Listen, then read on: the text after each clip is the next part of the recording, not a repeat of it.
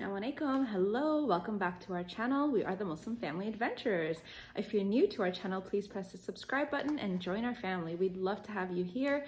We have various topics that we talk about, starting with personal development, adventure, exciting things that make a family peaceful, loving, and happy as our group of 5. And feel free to get ideas from us and join our family online. All right, so today's topic is a personal development topic, and I talk a lot about following your dreams and ambitions, and tidbits here and there on my previous videos, and feel free to check them out and to get inspiration from them and to find, what it is that you're passionate about, what it is that you're really about, and break it down. And so I talk a lot about following your desires, your passions, your dreams, your ambitions, but how do you really know what it is that your heart desires, or what is it that you desire? So this video is titled how to know what you really want. And so it's usually, so the way that I like to think about it is it's usually something that inspires or comes to me the instant that it comes to me. So it's that initial dream, that initial ambition, that initial feeling that comes to me, and it usually comes from my heart. And I keep pointing to my heart because I really truly believe it comes from my heart and not from my mind. Because the mind is, the brain, the mind is, as soon as I start thinking about the details of it, that's when the dream kind of dies. And it's kind of a dream killer where I'm just like, wait, how am I going to do that? And where am I going to get the finances? Or my doubts, my fears, they all start kicking in. And that's when your mind is, that's when the heart is telling you, this is what I like. And then the mind comes in and starts kind of second guessing it, or even lessening that dream. So sometimes I've noticed that there's something that I really want, and then my mind will tell me like, no, you don't really need that, you can't afford that, blah, blah, blah, whatever it is that my mind says. And then I'll get the lesser version of that thing, and it's that feeling isn't fulfilled, or that dream isn't fulfilled. And so it's better, I've learned over the years that it's better to just be very direct with yourself and just be very like, okay, this is what my heart is saying, this is what I'm going to follow. I'm not going to I'm going to hear what the mind has to say, but at the end of the day, I'm going to follow my heart. So that's kind of how I've navigated that, what it is that I really want, what it is that I'm passionate about. And anytime indecisiveness hits in, or I second guess myself, I usually go back to my original gut feeling, my original heart's desires.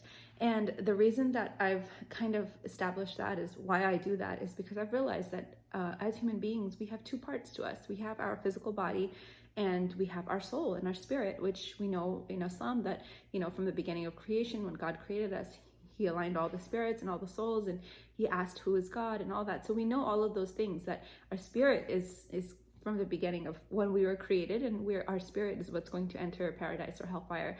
But our body and our physical body is very temporary. It's only here for a little bit of time, and we go into the dirt, and we dissolve with the earth that we came from. So that's our physical body. And then we know that the other part of us is our soul. So the way I like to break it down and is realize that I have 2 parts to me. I have a body, and I have a spirit and a soul. And the powerhouse, or the portal to my body, is my mind. So that is also a piece of flesh. My brain is a piece of flesh, and that is the portal to the body. And my heart, on the other hand, and I'm not talking about the physical heart that's just there's something else that's deep inside of that heart. It's like a spiritual heart. And it's not, not the 4 chambers and the blood pumping through it and all that. It's something that's more spiritual. And I do believe it comes from this area, and it really does inspire you. So that's, I think of the heart as the portal, or the powerhouse to the soul. So the portal to the mind is the portal to the body, and the heart is the portal to the soul. And they do speak to each other, they do communicate with each other, but a lot of times this guy's a little bit stronger, just because of conditioning. And this guy over here, this heart, it only speaks truth, and it only speaks love and peace.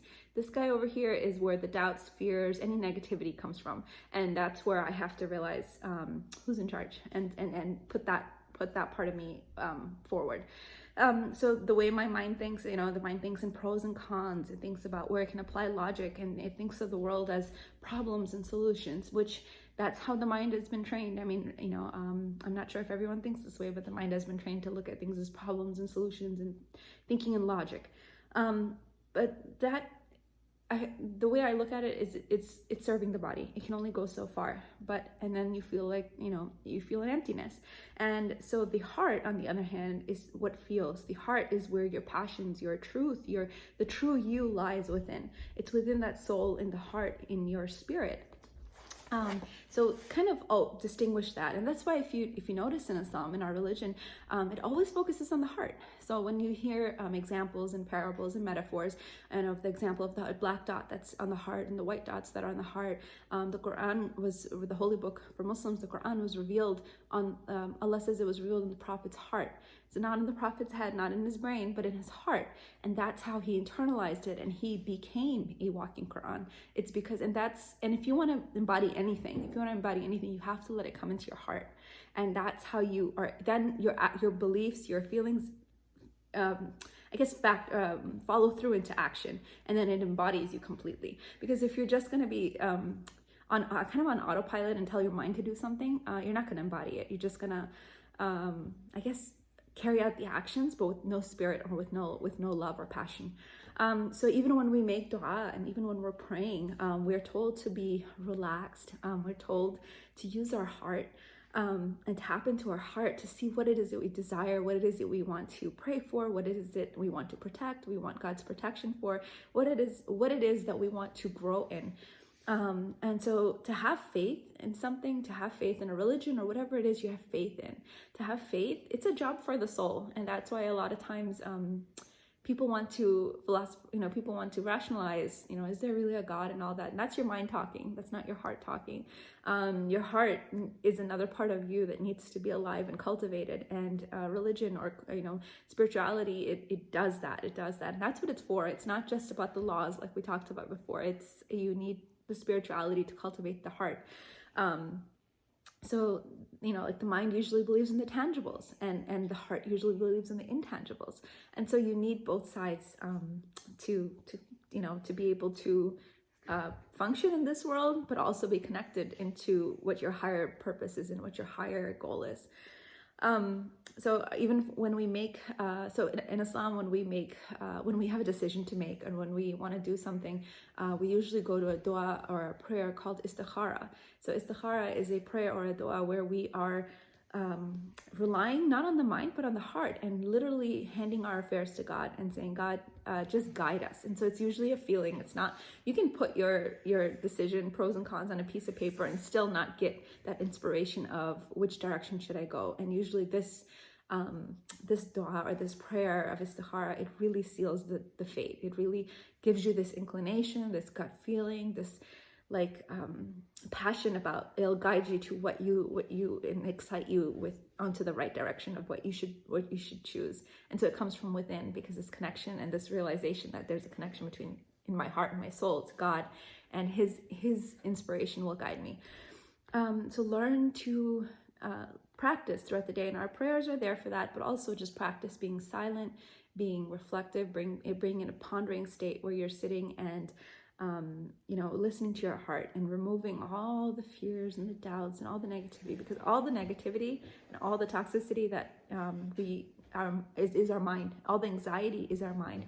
All of it is in our brains and our overactive thoughts that that usually can block what it is that really what our heart desires, what our heart feels.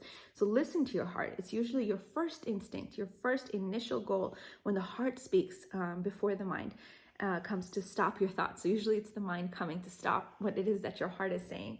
So fulfill your heart, fulfill your soul, and fill it up with the love of God. And God will guide you. He will guide you to happiness and success, because God loves us so much. He won't leave us in misery. He won't leave us in suffering. We have to constantly know and believe that God will help us. God will guide us. God will allow our souls and our spirits and our hearts to lean in the direction of what we love and what we truly are. And so, when you've, for a very long time, if you've shut down your heart and you're following what others think is right for you, or what you're supposed to do, or what society is telling you to do, usually you're killing the dream, you're killing the heart, and there's only so much that you can repress the heart and the soul where it won't backfire on you. There's a time where it could backfire on you, and so it's really, really important to kind of let the mind know, like, who's in charge. It's your soul and your spirit and your true self.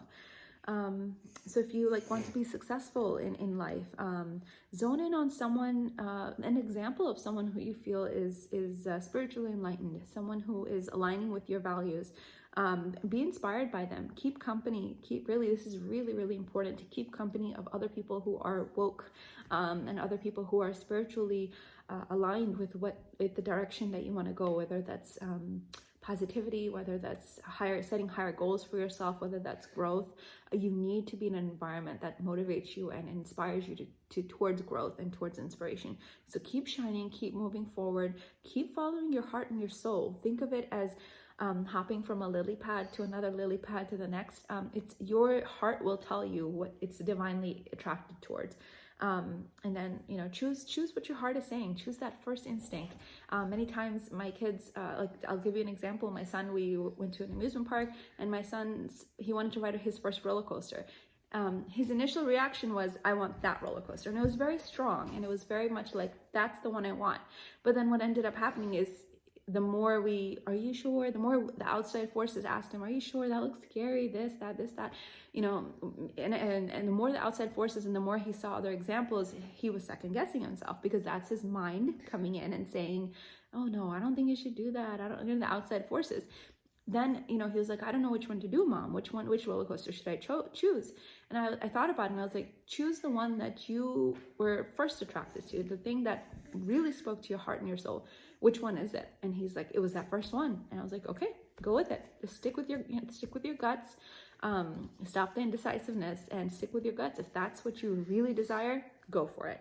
So that's just a small example of how we are as a family. I'm trying to embody this practice of following our heart and choosing our first instinct and what makes us excited initially. So keep following your heart and tell the brain, okay, sis, I got you. Thanks. I listened to you for a little bit. I got you. It's okay. I'm okay. Everything's okay. Now let me follow my heart today. Let me see what my heart desires today. And I hope this helps in deciding what it is that your ambitions are, what it is that your dream is, what it is that your heart desires. It's usually that first instinct that comes to you, that this is what I want. This is what I want for my family. This is what I want for myself. This is what I want this is what excites me. And so anytime the mind kicks in and the doubts and the fears come in, just say, okay, I'm going to welcome you. I hear you. Thank you for telling me what you think. But at the end of the day, I'm going to follow my heart. So thank you, sis. Thank you, sis, for keeping me safe. Thank you for keeping me alive. I really, really value you. But at the same time, I'm at a point where I want to follow my heart now. I want to be happy. I want to be fulfilled, and I want my desires to be met. And so this is where I got to start listening to you a little bit more. So listen to your heart today, guys. I hope this helps. Take care. Assalamu alaikum. And please subscribe and join the family. Thank you so much. Assalamu alaikum.